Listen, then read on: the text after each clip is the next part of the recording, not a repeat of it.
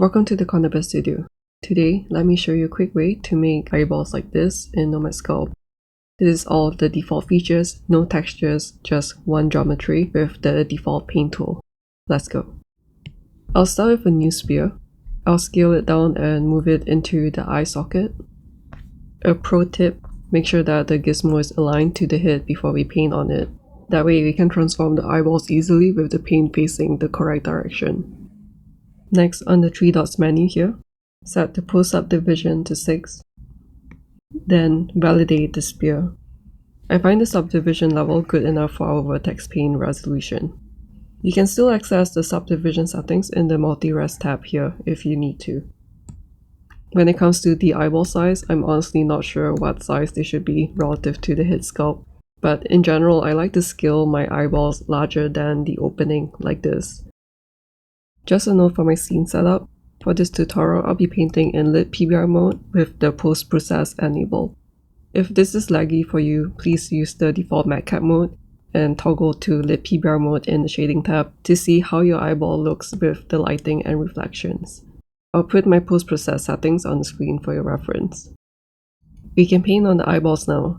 Select the paint tool and open the stroke painting tab at the bottom left toolbar. I'll pin this menu on the screen. I like to start with the iris color first, so I'll choose the yellow that matches the reference. Eyeballs are reflective, so I'll set the roughness to 0 and then paint the yellow on the visible areas. It's looking nice and shiny now. I'll paint in the dark brown edges and the pupil next. They're pretty symmetrical, so I can make use of symmetry planes for this. In the Symmetry tab, activate the X and Y plane and set the method to local symmetry. This is also another reason why I set the gizmo properly up first, so that the symmetry planes are aligned. Let's choose the dark brown color. I like to shift my hue slightly whenever I change tonal values. So I'll shift the hue to an orange tone, then pick a dark brown color. I'll use the eyelids as a guide to where the brown edges should be, and isolate the eyeball to paint the hidden areas using the solo view mode. The symmetry plane helps a lot for painting these symmetrical details. I can also use the smudge tool to blend out edges that are too sharp. The base paint is done. To integrate the eyeballs better with the sculpt, we can paint in shadows on the top side. Because we are only painting on the top side, I'll disable the object symmetry now.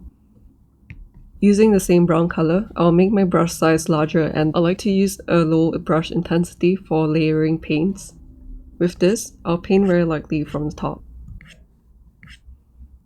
Now it looks like the eyebrow ridge is casting a shadow on the eyeball, which integrates it a lot better.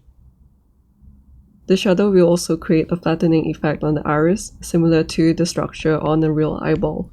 It gives the illusion of different layers even when we are only using one geometry and the geometry is curving outwards. By the way, if you painted the eyeball with the wrong roughness value, and this can happen when painting in matcap mode because we can't see the material roughness.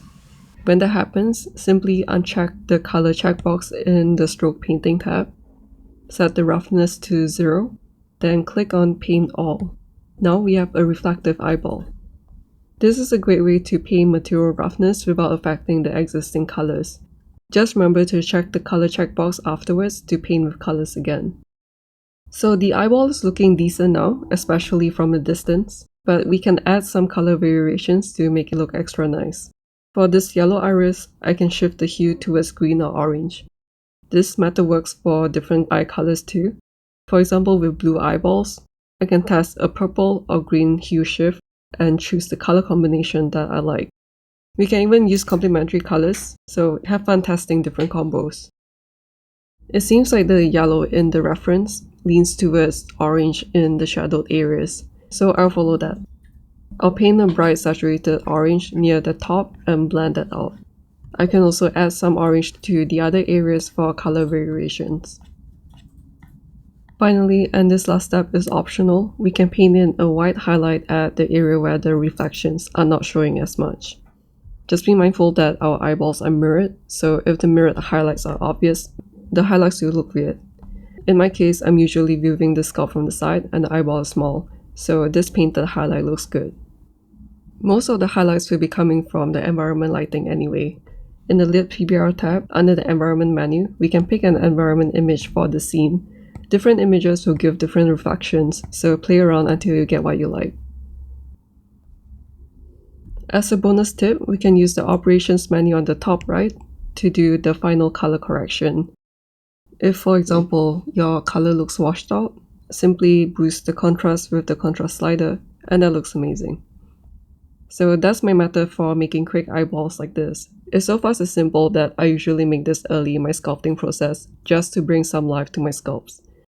Thanks for watching, and I'll see you in the next one.